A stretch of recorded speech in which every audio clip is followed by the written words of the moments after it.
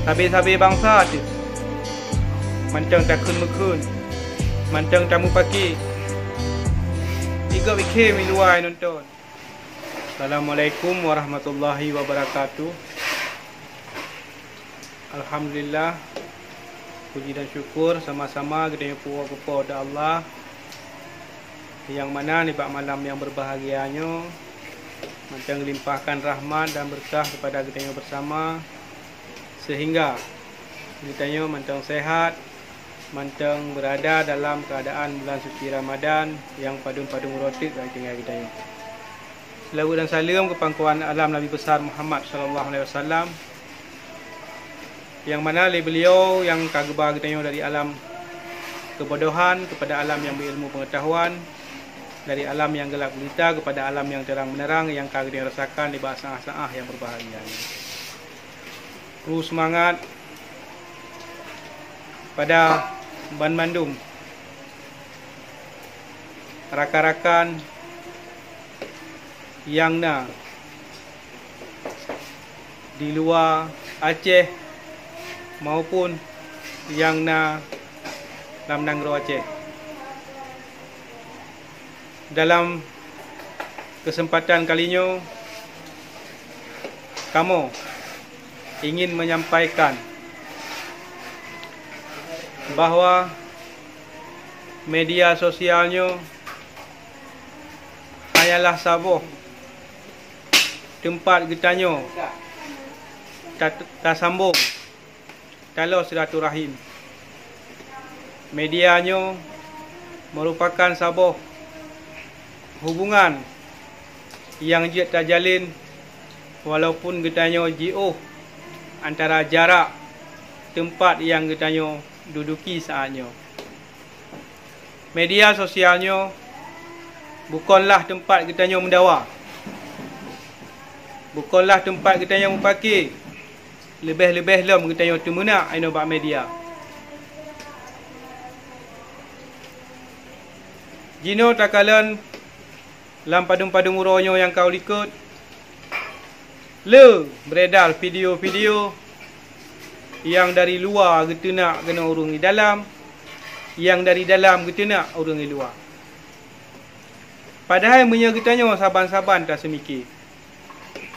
Letak persoalan-persoalan yang perlu getanya fikir. Pajan cik getanya tak musabah.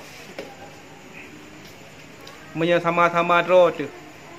Sabi-sabi bangsa tu mancang takun mekun, mancang tamu pagi. Iga wikhe miluai nonton. Iu perkataan-perkataan getanya ronyo.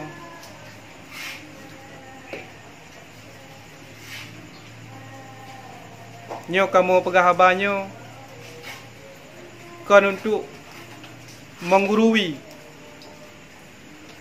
tetapi hanya sekedar haba. Tapi ingat, kadang cid rakan-rakan katua tu, kalale tu sayang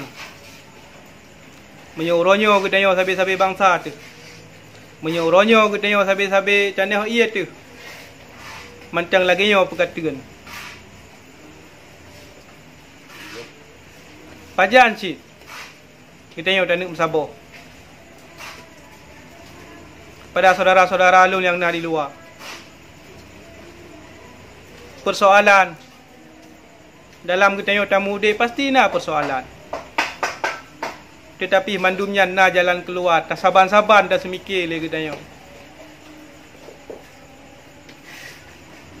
Mari dah semikir dengan kepala yang dingin. Baik tak nak ponyo, baik tak nak po je.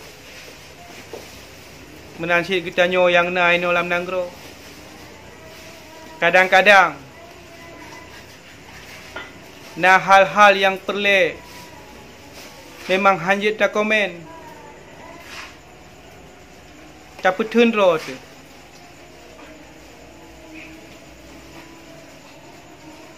Kenapa kon? Saban-saban ronyo. Kamu hanya perlu pesalah baik pesalah yang inoi dalam maupun pesalah yang di luar. Tetapi mari kita yang orangnya tak introspeksi roh tu. Sama-sama ada semikir. Terutama yang nak hak-hak untuk semikir tentang persoalan-persoalan yang nak dalam nanggro tu.